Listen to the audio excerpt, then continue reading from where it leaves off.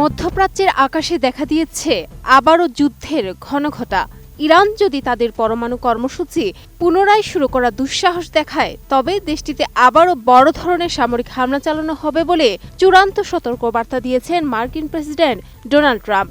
গত সোমবার ফ্লোরিডার মার-আ-লাগোতে নিজ বাসভবনে ইসরায়েলের প্রধানমন্ত্রী বেনিয়ামিন নেতানিয়াহুর সঙ্গে এক রুদ্ধদ্বার বৈঠকের পর আয়োজিত সংবাদ সম্মেলনে তিনি এই হুঁশিয়ারি দেন। আল জাজিরার প্রতিবেদনে এই তথ্যটি নিশ্চিত করা হয়েছে। প্রেসিডেন্ট ট্রাম্প অত্যন্ত কঠোর ভাষায় জানান যে তেহরানের প্রতিটি পদক্ষেপের ওপর মার্কিন গোয়েন্দাদের তীক্ষ্ণ নজর রয়েছে। তিনি উল্লেখ করেন, ইরান বর্তমানে গোপন নতুন অবস্থানে তাদের অস্ত্র তৈরির কাজ চালাচ্ছে। ট্রাম্প বলেন, আমি সম্প্রতি জানতে পেরেছি যে তারা ফের অস্ত্র ও অন্যান্য অনেক কিছু তৈরি করছে। জুন মাসে সংঘাতের সময় ইরানের যেসব এলাকা আমরা ধ্বংস করেছিলাম, সেগুলো তারা বর্তমানে ব্যবহার করছে না, বরং সম্পূর্ণ নতুন কিছু জায়গায় তাদের এই তৎপরতা চলছে। তবে যুক্তরাষ্ট্র এসব আস্তানার অবস্থান সম্পর্কে সম্পূর্ণ অবগত বলে তিনি দাবি করেন। খুলে বলো, ফ্যান্টাস্টিক নিমো খালাল বিস্কুট খায়, সানিও স্ট্যাটাস দিছে ফ্যান্টাস্টিক।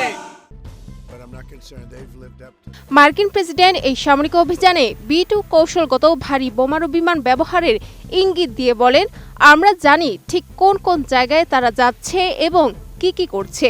আমি আশা করছি তারা যা করছে তা বন্ধ করবে, কারণ আমরা B-2 বিমানের আর জ্বালানি খরচ করতে চাই না।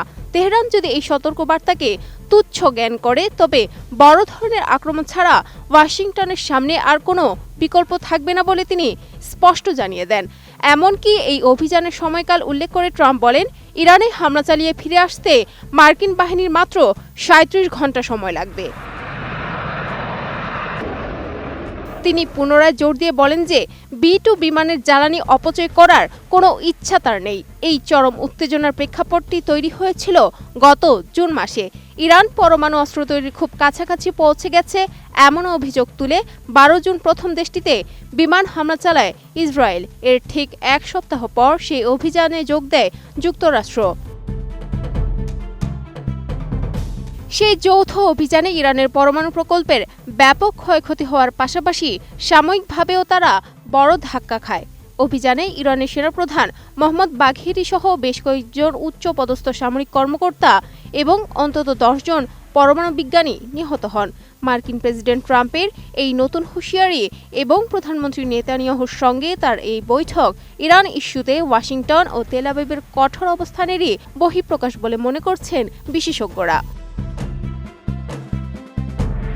Sadia Siddika, ATN news.